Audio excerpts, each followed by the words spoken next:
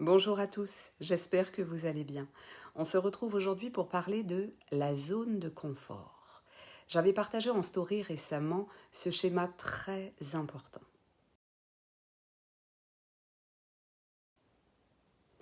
Je vais maintenant vous l'expliquer.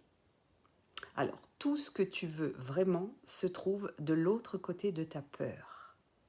On parle souvent de sortir de sa zone de confort, mais sans toujours comprendre ce que cela implique réellement.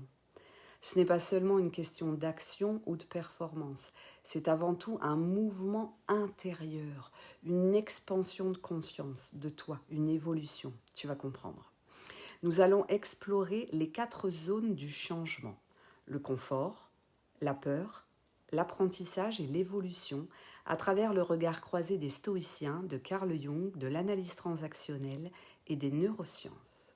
Car chaque passage d'une zone à l'autre n'est pas seulement une progression personnelle, c'est vraiment un voyage initiatique vers soi, une évolution intérieure, tu vas comprendre.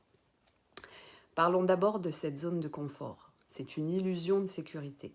En fait, la zone de confort, c'est cet espace où tout est familier. On y retrouve la routine, la stabilité, les repères connus. C'est aussi parfois la zone de l'ennui, du non-risque, du « je reste comme je suis ». Du point de vue stoïcien, cette zone n'est pas un problème en soi.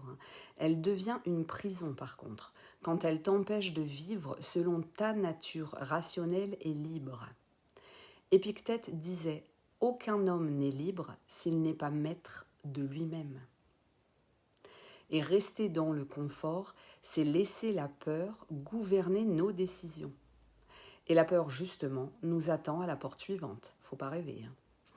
Sur le plan neurobiologique, la zone de confort correspond à un état de faible activation. En fait, ton système nerveux fonctionne en mode d'économie d'énergie dans la zone de confort. Le cerveau adore ça, car il cherche avant tout la prévisibilité. Mais cette recherche constante de stabilité bloque les circuits de la croissance et de la motivation, notamment ceux liés à la dopamine d'ailleurs. Autrement dit, plus tu restes dans le connu, moins tu ressens le goût du vivant, la joie de vivre. Tu t'ennuies quoi. Parlons maintenant de cette deuxième zone, la zone de peur. C'est un passage initiatique. Quand tu sors du confort, tu entres dans la zone de peur. C'est ici que surgissent les doutes. Et si je n'étais pas à la hauteur? Et si je me trompais? Et si les autres me jugeaient maintenant? Pour Carl Jung, cette peur est une rencontre avec toi, avec ton ombre, la partie de toi que tu n'as pas encore reconnue, acceptée ou aimée. Sortir du confort, c'est confronter ce que tu fuis, ton insécurité, ta dépendance au regard des autres, tes blessures d'enfance. C'est une descente vers ton inconscient, une nuit symbolique. Parfois certains parlent même de la nuit noire de l'âme.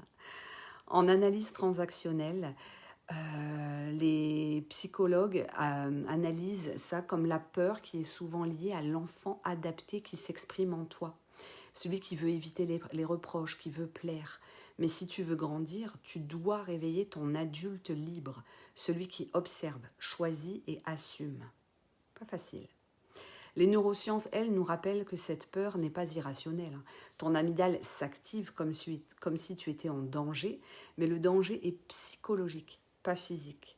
C'est le rôle du cortex préfrontal, la zone de discernement, de rationalité, d'intellectualisation, d'apaiser cette alarme en te disant « je ne suis pas en danger, tout va bien, tout est ok, je suis simplement en train d'évoluer ». Parce que chaque fois que tu traverses la peur consciemment, tu reprogrammes ton cerveau à percevoir la nouveauté, non plus comme une menace, mais comme une opportunité. Si. Passons maintenant à la zone numéro 3, la zone d'apprentissage. Tout est un champ de transformation. Parce qu'une fois la peur traversée, tu entres dans cette zone d'apprentissage et c'est là que la magie commence. En fait, là, tu vas découvrir toi, tu t'adaptes, tu acquiers de nouvelles compétences, mais surtout tu te redéfinis, c'est toi que tu vas redécouvrir. Les stoïciens diraient que tu passes du rôle de spectateur à celui de philosophe en action. Marc Aurèle écrivait « Ce qui empêche l'action devient l'action et ce qui fait obstacle devient le chemin ». Chaque obstacle ici devient matière à croissance. Et là où ton ancien moi voyait des problèmes, ton moi conscient voit maintenant des opportunités d'apprentissage, d'évolution. Sur le plan neurocognitif, cette zone correspond à la neuroplasticité. En fait, ton cerveau crée de nouveaux circuits, de nouvelles connexions synaptiques. C'est l'espace du renforcement positif, de la curiosité, de la dopamine saine. Du point de vue jungien, Carl Gustav Jung, là, tu commences à dialoguer avec ton soi profond. Tu te rends compte que tu n'es pas qu'un rôle social, en fait. Tu n'es pas une somme de peurs. Tu es un être en expansion, en quête de sens. En analyse transactionnelle, les analystes te montrent que tu apprends à te réconcilier avec tes états internes.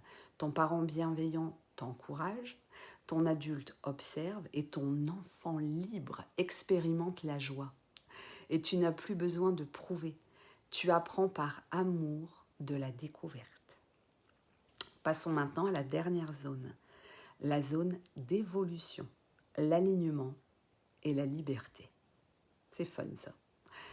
Vient la zone d'évolution. En fait, c'est l'état où tu vis selon tes valeurs à toi, où chaque choix a du sens. Tu n'agis plus par peur ou par conformisme, mais par cohérence avec toi-même. Et ça fait toute la différence. Jung parlerait ici de l'individuation accomplie, l'union de toutes les parties de toi, ton ombre, ta lumière, ton mental, ton cœur. Tu n'as plus besoin d'être comme ou contre les autres. Tu es simplement toi. Oh, génial. Et dans les neurosciences, on observe que cet état s'accompagne d'une cohérence cardiaque et cérébrale. Ton système nerveux est régulé, ton attention est plus fluide, ton intuition devient claire, c'est ce qu'on appelle parfois l'état de flow. Et le stoïcien, lui, y verrait la sérénité de l'âme. On parle aussi de la fameuse ataraxie. En fait, c'est un état où tu es capable de vivre tes rêves sans être esclave d'eux, où tu fais ce qui dépend de toi et tu lâches le reste. L'équilibre. En conclusion, il faut avoir le courage d'évoluer. Et j'utilise vraiment ce mot-là, le courage. Parce que sortir de ta zone de confort, ce n'est pas devenir quelqu'un d'autre en fait. C'est redevenir celui ou celle que tu es profondément. Chaque peur est une porte, chaque apprentissage un pas vers ton authenticité et chaque évolution un acte d'amour envers la vie. Et ce n'est pas parce que les choses sont difficiles que nous n'osons pas, c'est parce que nous n'osons pas qu'elles sont difficiles. C'est ce que disait Sénèque. Alors aujourd'hui, pose-toi cette question. Qu'est-ce que je n'ose pas faire alors que mon âme, elle, m'y invite depuis longtemps? Respire et fais un pas. Le reste suivra. Et avant tout, n'hésite pas à liker, à partager et à t'abonner si ce genre de vidéo te plaît. Allez, je te dis à très vite.